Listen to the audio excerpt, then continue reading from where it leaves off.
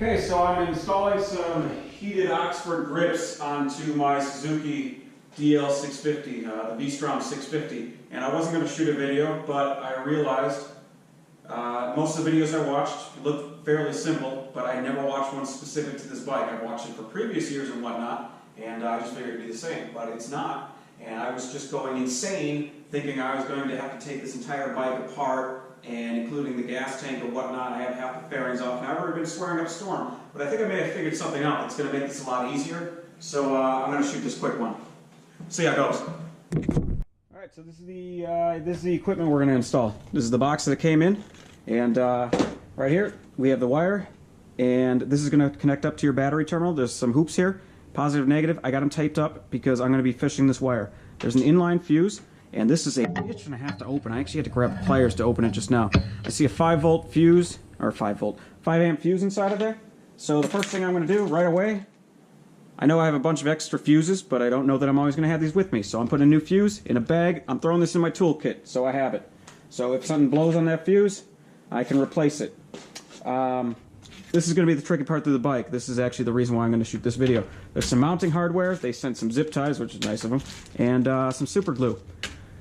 What I ordered, there's a couple different styles here. I ordered the touring ones for the DL650, which, if I'm not mistaken, it says these should fit without having to cut it.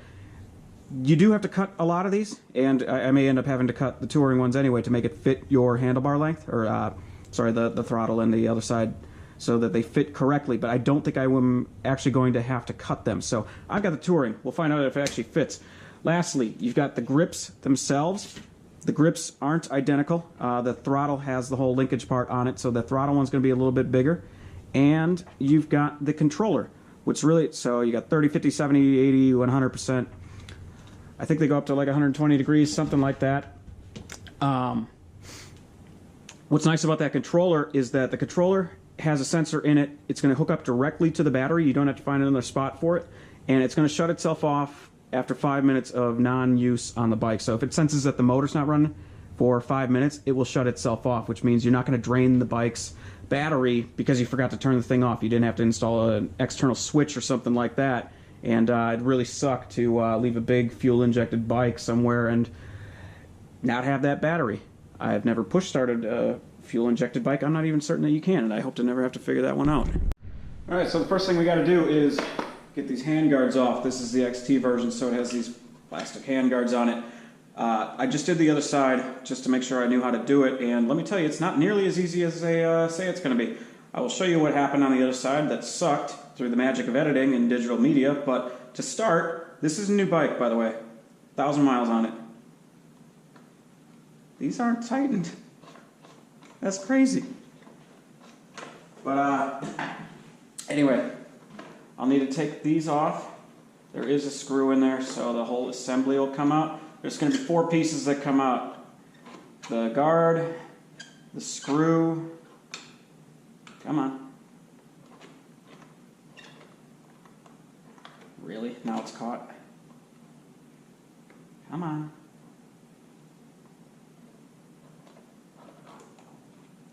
There is a spacer, and, well, a second spacer, but... Alright, so this is rubber spacer here. Oh, it's not rubber. That's metal.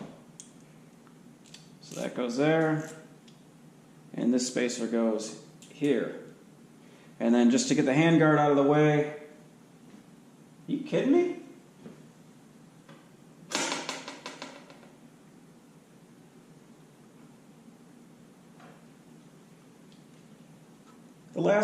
The right side was a screw. This one's a hex. Weird. Anyway, we'll get that and we'll get to the grip. So the you kidding me there was due to the fact that on the other side, on the right side, this is a screw. On here, it's a 10mm hex. What I want to do, I just want to loosen it. Just enough so I can move. Actually, the other one I took completely off. I'm going to need a second 10mm hex. Alright, got my second 10mm hex. Let's get this off.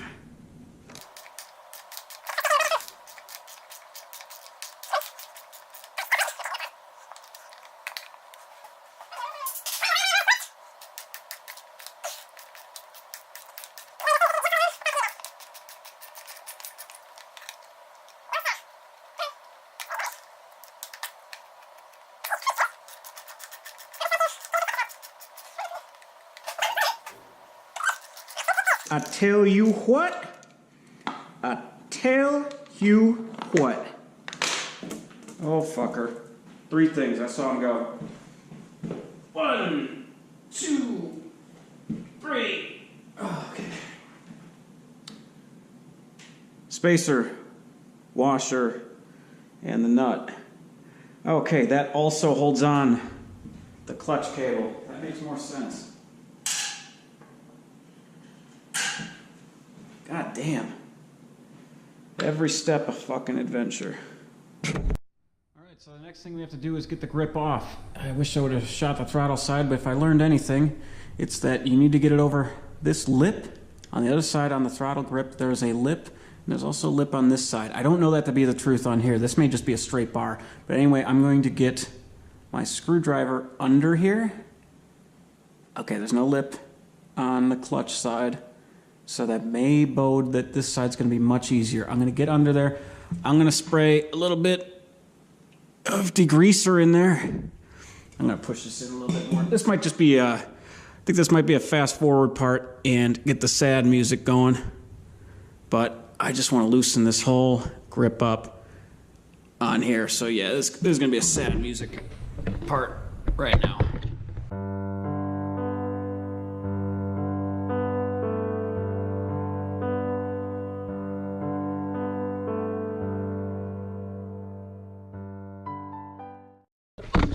Okay, there we are. We'll get all the glue and stuff off of there. Damn it, I should have shot the fucking throttle side. Let me just tell you what you're going to encounter on the throttle side. Because it's totally not fun. Alright, so on the clutch side, you don't have the actual throttle plate, you know, grippy thing to deal with. If you start to put your screwdriver under there, what's going to happen? I don't want this to happen to you, or it just happened to me. This is the first flaw on my new motorcycle. If you get under here, instead of, all right, so pretend there's a grip on here. My hand's the grip. You want to get between that plate and the grip. That's where you want to lube it up. Get under the plastic piece and just lift a little bit, and you get this big crack right here that goes, luckily, only all the way to here at this point. So that sucks balls. But it's not going to make any functional difference, but I mean, it just sucks that I just put that big crack in it. The second thing that you're going to have to do that I didn't have to do on the left side. See this here? That whole lip? Where is it? Where is it?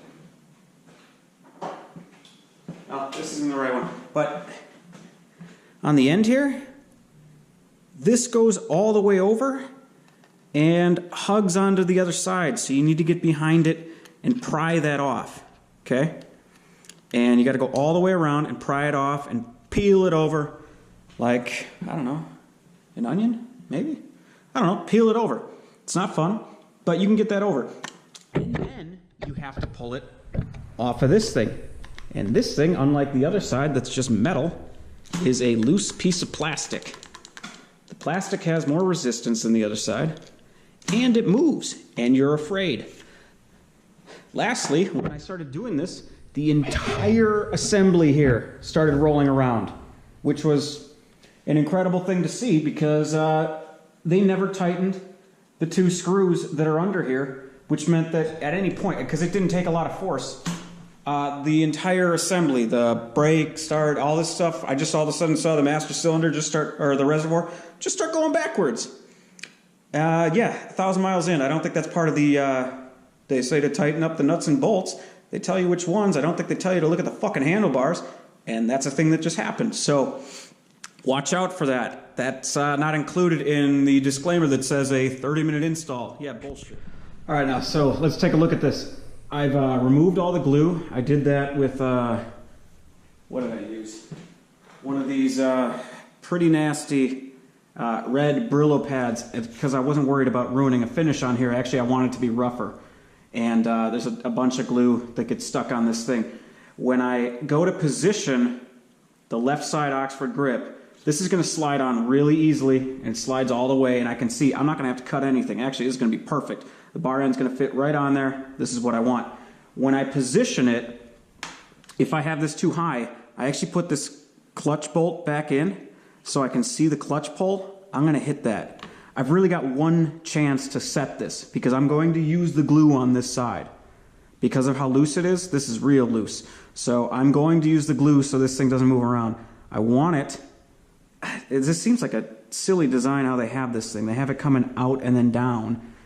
It seems like it should go out and over, but I guess these are sort of universal. So basically I want to have it set so that I can bring my clutch all the way back in.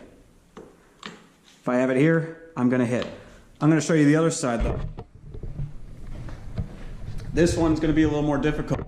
And I don't think I'm going to use the super glue on this side. This thing you can barely, let's see, this thing you can barely get on here. And I've heard of people using hairspray and whatnot. And I should mention, that lip I was talking about before, I used a file to take that off. I used this. There was probably a 3mm lip around this whole end here that I had to take off, that whole thing, using this file so that I'm able to get the Oxford over it. There's no way you can do it without filing that, from what I can tell. So when I just, tried to do this, you saw easily the other one went on. Oh, the glue I'm going to use, I'm going to try this. I'm just going to use this Elmer's glue spray. I think this is I don't have hairspray in the house.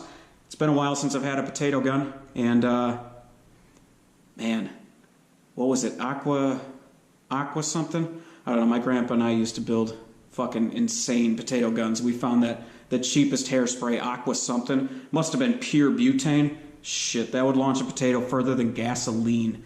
That was the best. Anyway, we're going to use this Elmer's glue. I'm going to put that over. But if you see how hard I have to push this thing just to get it, I mean,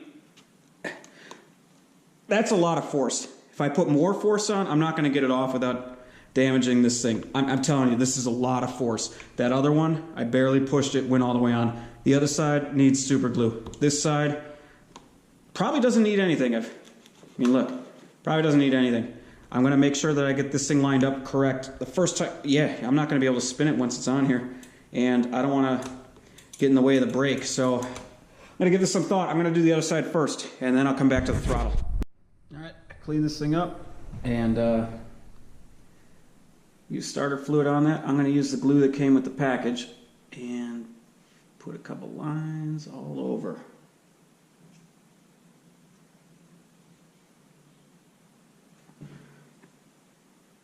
Time is of the essence on this. Come on. Okay.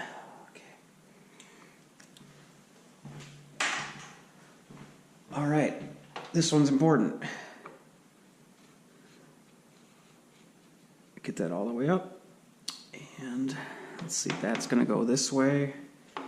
And actually, oh, come on. I had to get a little glue there, didn't I? I had to get a little glue there, didn't I? I want to make sure that clutch has full movement. Wow, that's set already. That basically set already. Yeah, that moves quick. All right, I'm going to leave it right here. Oh, shit. I want it up as far as I can go without it interfering. That's about it right there. That's where I'm going to have it, because I'm going to end up tying this thing up under the front of it. So I'm going to leave that. And actually, I'm just going to put the bar end on it right away. So this little metal spacer kind of sits in there.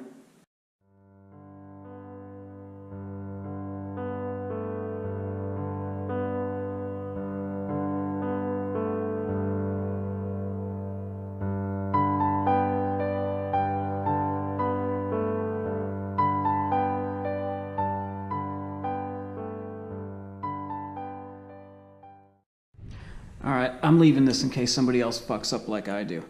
I thought this was stationary. It's not. This rubber piece moves, and I just kept moving it back, and actually the little nut that you're going to screw the bar end into, that floated too. For fuck's sake. Every step a fucking adventure. Bet you didn't know this. I didn't. Those two floating pieces I saw in there, That's this piece, this nut, with the square end, fits inside of this rubber piece. It was sitting in there like this, right here. Slides in fairly easily. We got the spacer, this thing, and the bar end, and the screw. As soon as you put that in here, expands it a bit. That is not that easy to force through. I also have to re-glue it. Jesus Christ. I thought it was, you know, a hard stop. I thought it was discreet. I didn't realize this thing could actually just come out. And it can. So, if you fucked up in the same way I did, you're gonna have to go through this same exact fucking thing. Alright, so check this out. I was about to re-glue this, alright? And I realized something. If I screw it down a little bit, what that spacer does, it's tapered, okay? So you want it tapered towards, so it's thinner towards this piece of rubber. If you push it like that, you can't push this thing all the way in. It forces the edges outside. However, if you loosen this up, like that, this thing will slide all the way in. Check that out. I had no idea. So I don't have to re-glue anything. I was about to say, hey, it's really lucky I had that extra glue. Instead, I'm going to push it in like this, here, and then I'm going to use that screw. Actually, I got to get a little closer so it's going to be able to catch. And I'm going to tighten that screw up. It's going to push this rubber out, and my bar end's going to stay in. There we go. Well, check that shit out. It's right on there. I guess that answers my question of why these things were let loose by the factory. All right, never mind. I'm an idiot. This works great. Should also mention, I didn't have to cut anything. There's a little bit of a gap there, actually, that there wasn't before, but not worried about it. Care more about the heated grips than I do about that little bit of gap. What actually convinced me that I needed to have these, so I don't do a whole lot of cold riding. I mean, I've done my fair share of decently cold, but I rode out to Madison to go to the Wisconsin versus Rutgers game. I actually went in my Michigan jersey. That was a whole lot of fun. Badgers fans don't like that kind of thing. But I rode up, and it was 30 degrees when I left. It was 35 degrees when I got to Madison. And this bike had a little snowflake that kept popping up. Apparently it pops up every time it's under 38 degrees to remind me that it's cold, as if I didn't fucking know it already. That being said, the 30 to 35 degree day, not that cold. Riding back the next day, it was between 42 and 45 and pouring rain. No rain gear for me. So riding this thing back 85 miles from Madison, the coldest experience of my life in the pouring rain. Just soaked. That was the physical limit. That's what made me decide I have to get some kind of heated grips. Now, the heated grips aren't going to fix all of my issues. I mean, the big thing is wind. What could fix my issues is actually some big-ass hippo hands over here, but because I'm not going to get hippo hands because I still want to know what I'm doing with my hands, I'm going to look at some bigger bark busters. They're going to look like, they're going to look goofy, but one, they're going to give me more protection than these little plastic ones that the factory gave me, and two, that wind is what kills you. So even when my hands were warm, if my fingertips were below it, there's a lot of flow below these anyway, those are still killing me. So that's what the heated grips are about. All right, so we're on the throttle side now. I pushed this up. I just wanted to double check the placement. Again, there's a really good chance. Jesus. I'm not gonna be, even if I am braking hard, I'm never gonna be full throttle and braking at the same time. That being said, even if I was, doesn't look like I'm gonna be hitting it. There's no glue on here. That being said, I still don't know how I'm going to get this all away. I'm not going to glue this. Executive decision, if I feel like I need to glue this later, that means it's slipping, it's loose, I'll be able to pull it back off. I'm going to try to push it on, because this isn't going to need anything. Are you... The whole fucking thing slipped again! That's what I'm talking about. Fuck!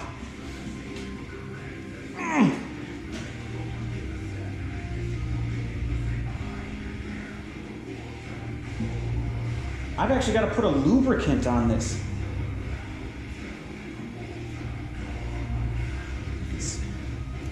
Can I leave it here? This looks too short to me. I mean, this will be fine, but it just doesn't seem right. The other one's snug all the way up to it. Hold on, let's grab, where the hell did one of the old ones go? Why am I hiding things from myself?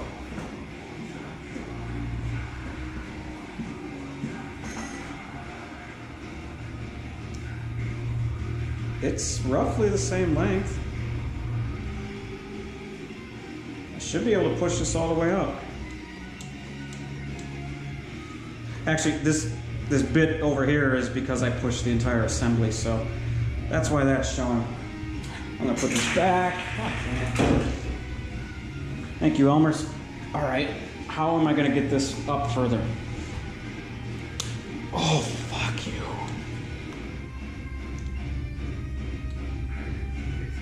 I don't know what to do now. I can't get it any further. I've got to... Oh my god. Every step a fucking adventure. If I push this...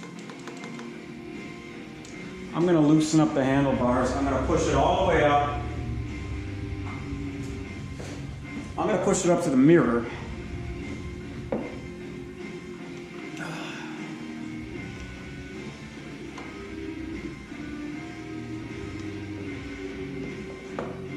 There's 2 screws. One's loose and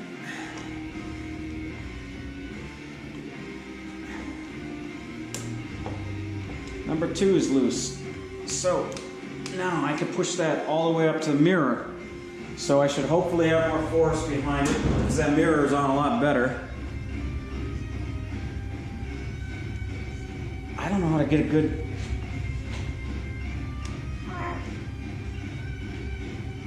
Oh, it's almost there. Oh, baby!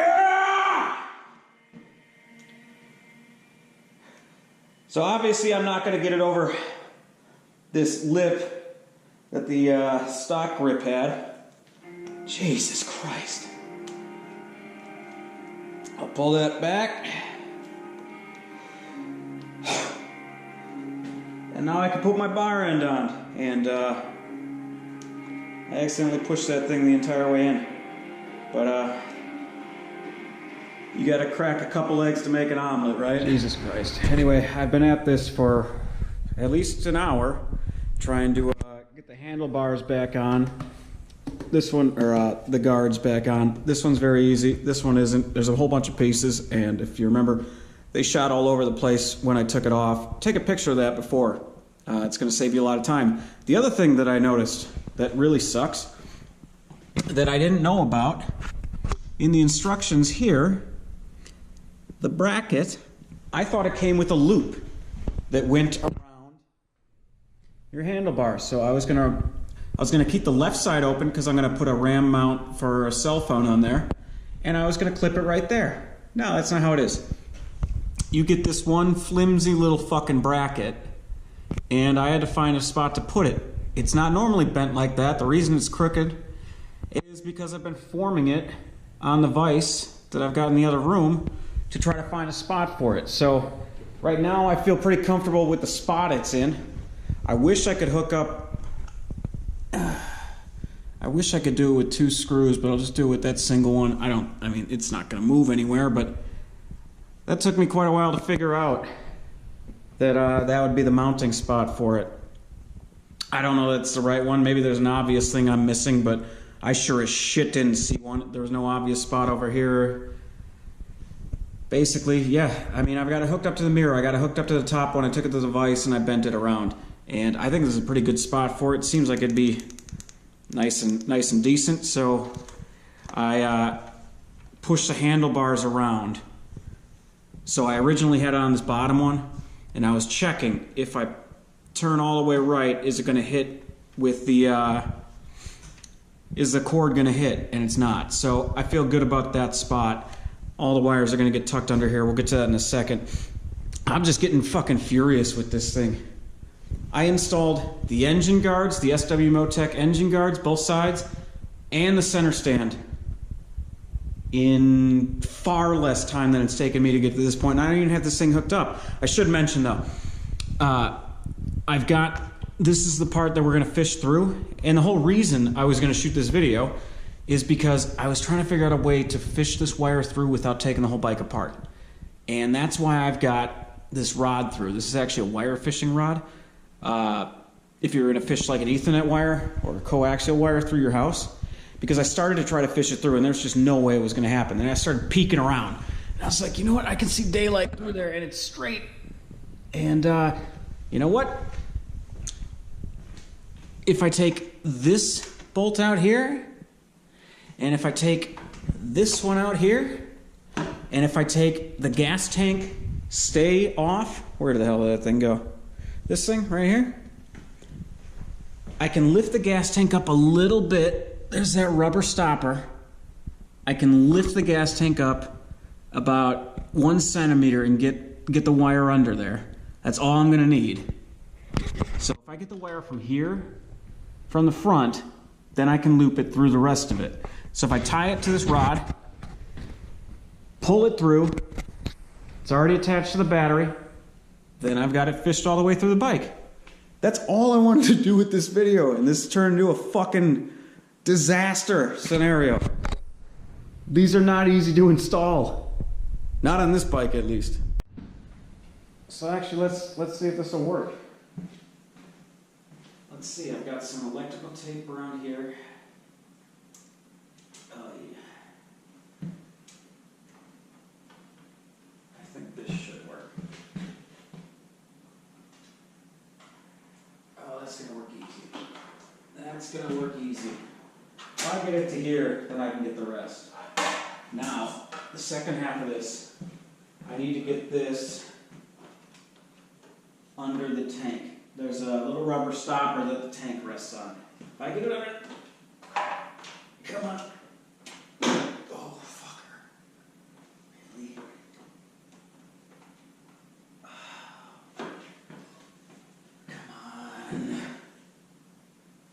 I don't want the cord to be showing. I want it to be under the tank.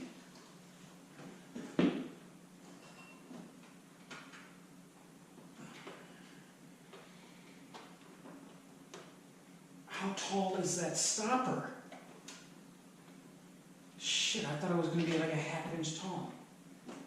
That's absolutely taller than a fucking ½ inch tall.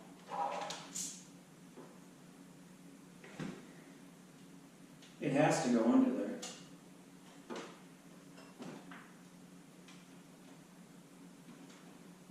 What the fuck? It's part of the tank? No, no way. It is part of the tank.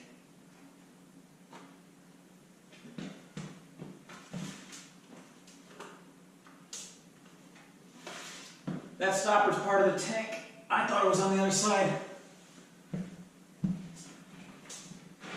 All right. It's fished. I can pop the fairing back in. And it's there. Damn. I wouldn't have thought that. I would have thought those were bolted to the frame. It's resting on it, but those are put into the tank. Anyway, that wire is fished, so that's what I thought was gonna be the hardest part. Turns out it's not, but that's what I thought it was gonna be. Because somehow this already turned into midnight.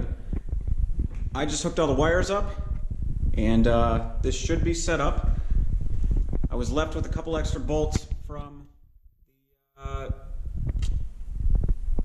the Oxford heating grips for some clutch thing, and it says optional. You know, maybe they'll fit. Well, they won't fit to make my thing work, but I do have to replace some engine bolts on the KE100, and they absolutely do fit, so that's going to be pretty nice. Those are nice. But finishing this up, this thing is wired up. The wires are fished through. They look pretty.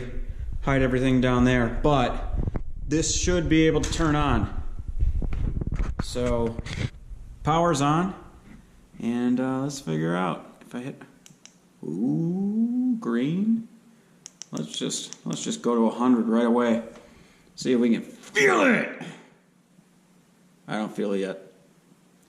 Oh shit. Did it say it's going into saving mode because it knows it's not on? Well, I know I got power to them. I could start the bike, why not?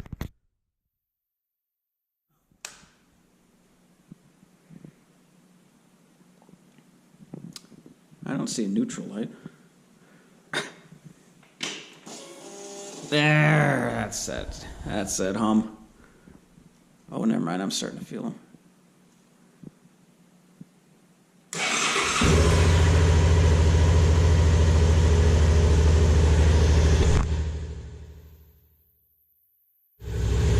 They're starting to warm up. It's not hot or anything, but they're starting to warm up. It's definitely not moving. I feel good about how they're set. I think actually I gotta readjust this handle grip. This is up too high here. I couldn't remember how it was. I thought I was close, but I'll get that Phillips back and I'll adjust this that way a little bit. Oh, that would have been nice on that cold drive. That would have been nice. So, after 24 hours, I don't actually know how long it took, like fucking 3 hours, and I'm not done yet. The Oxford heated grips are installed.